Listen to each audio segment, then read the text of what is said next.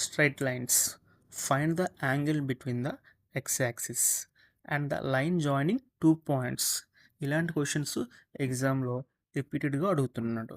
Enter maths అనేది చాలామంది డిఫికల్ట్గా feel అవుతారు, కానీ నేను మీకు ఈజీగా ఎక్స్ప్లెయిన్ చేస్తూ నోట్స్ ఇస్తున్నాను.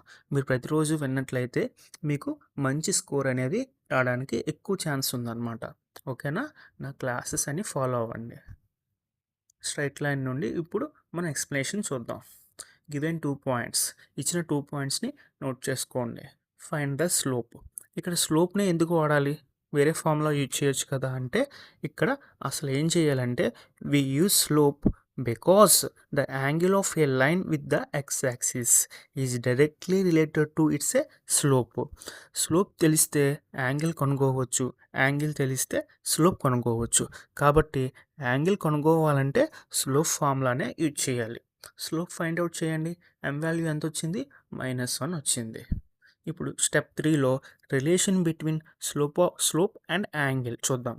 m = tan theta. tan 45 degrees ఎంత? 1 అని మనకు తెలుసు. నెగిటివ్ స్లోప్ ఉన్నప్పుడు లైన్ సెకండ్ క్వాడ్రిలేటర్లో యాంగిల్ వస్తుంది. రిఫరెన్స్ యాంగిల్ ఎంత? 45 డిగ్రీస్. స్టెప్ 4లో ఫైండ్ ద యాంగిల్ చూద్దాం. Theta = 180 degrees.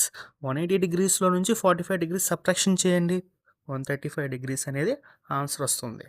Okay, quick memory table చూడండి. కిందన మనకి స్లోపు 1 ఇచ్చినప్పుడు డేటా వాల్యూ 45 డిగ్రీస్ వస్తుంది. m = 0 వచ్చినప్పుడు డేటా 0 వస్తుంది. అదే m = మైనస్ వచ్చినప్పుడు డేటా = 135 డిగ్రీస్ వస్తుంది. m = అన్డిఫైన్డ్ వచ్చినప్పుడు డేటా = 90 డిగ్రీస్ వస్తుంది.